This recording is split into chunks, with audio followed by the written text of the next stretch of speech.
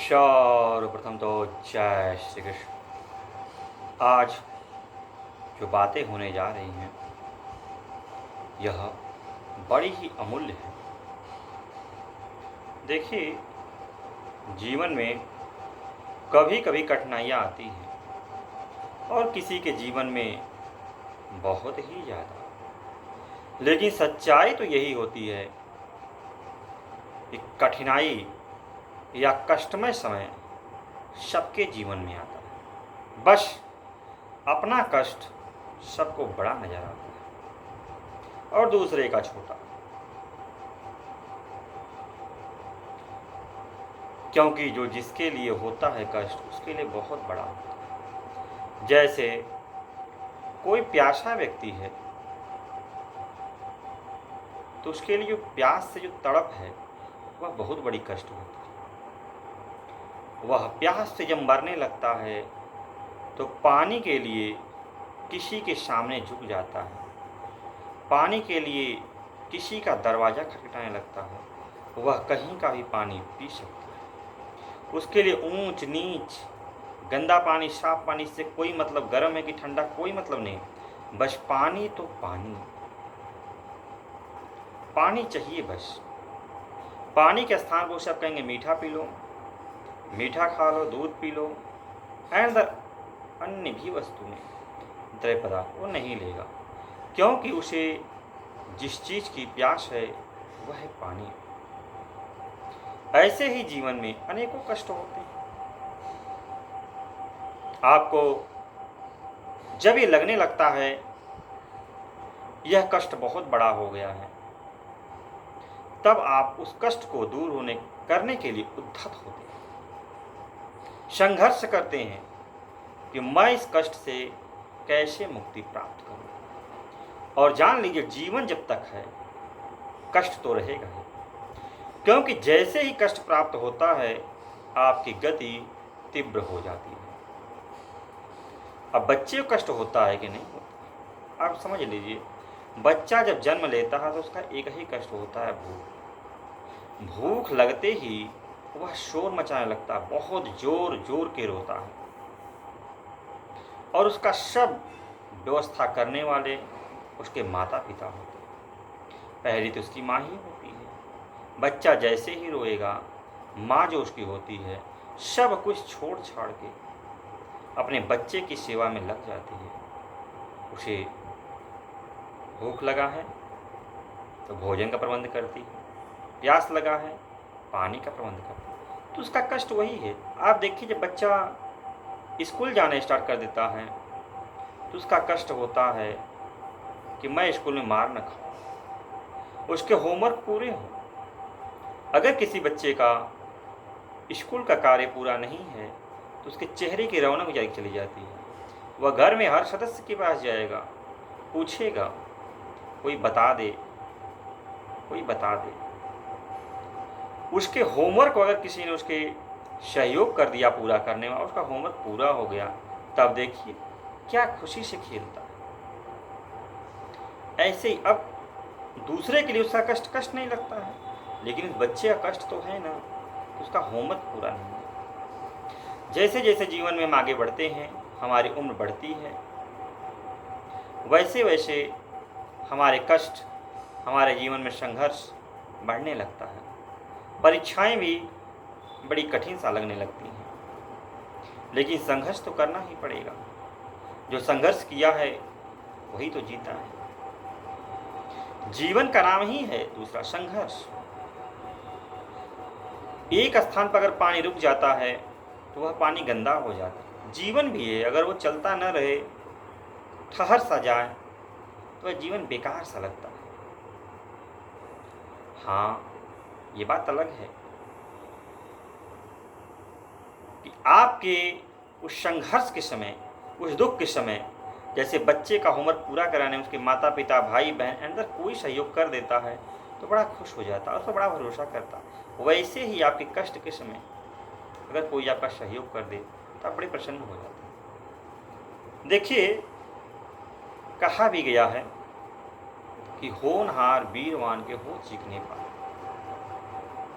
कोई ऐसा भी मनुष्य है जिसके जीवन में कष्ट तो आते हैं लेकिन वो किसी से नहीं कहता है, हंसते हंसते सहता है और उसका मार्ग खुद ढूंढता है। जैसे कहा गया है, जो सिंह है अर्थात शेर, वह किसी के बनाए हुए रास्ते पर नहीं चलता है, वह अपना रास्ता स्वयं बनाता है। इसीलिए तो शेर के पंजों के जो निशान होते हैं अक्सर रोड पर नहीं देखे जा सकते, वो जंगल झाड़ियों से ही निकलता है। इसके लिए रोड बनाना बड़ा ही आसान है। वह अपना मार्ग चुनता है कि किस मार्ग से चलूं कि मेरा शिकार मुझे पहचान भी ना पाए और मैं शिकार तक बड़े आसानी से पहुंच जाऊं। तो मनुष्य के जीवन में लक्ष्य होता है।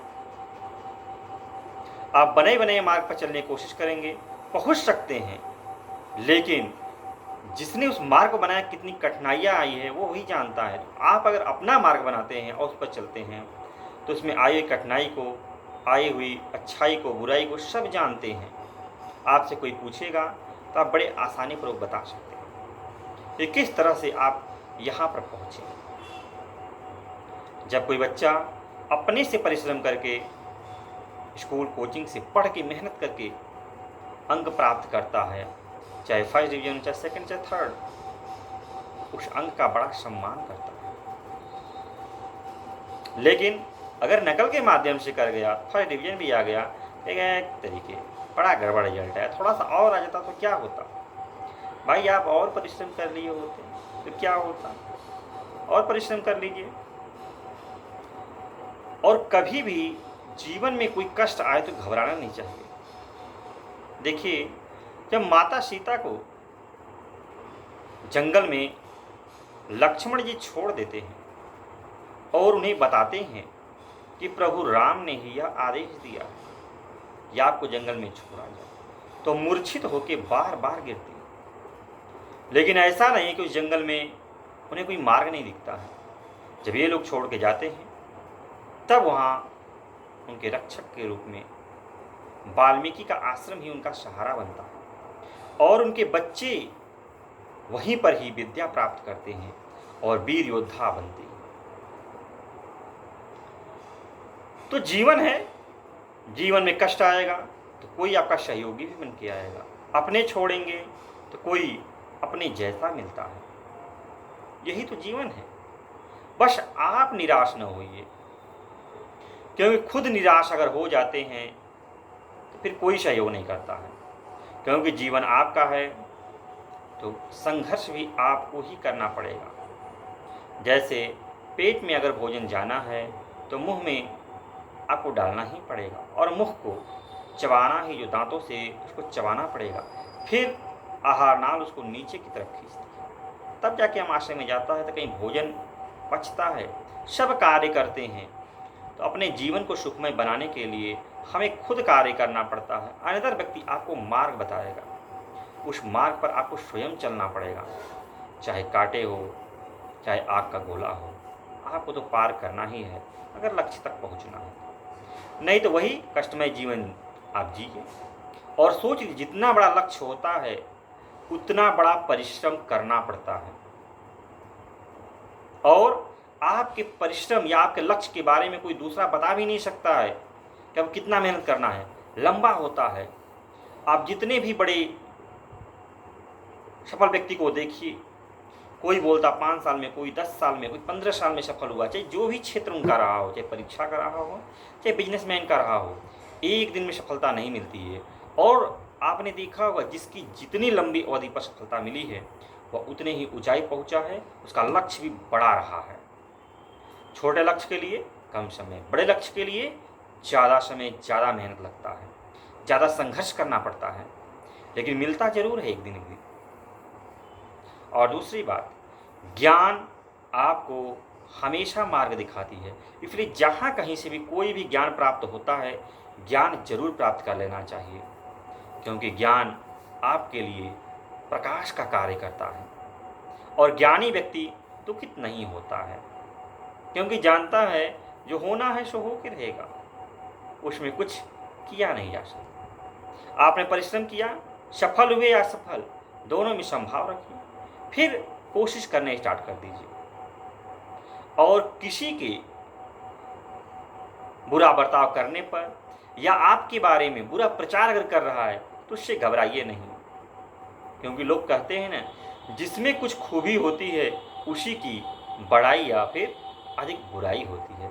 तो कुछ तो आप में नज़र आने लगा है, तभी तो आपकी बुराई के रूप में ही चर्चा चल रही है। चर्चा जैसे भी चले बस चलनी चाहिए। हाँ, आप अपनी तरफ से सही रहिए, क्योंकि आप अगर अपनी तरफ से गलत हैं तब तो जीवन भी गलत मार्ग पे जाके नरक बन जाएगा।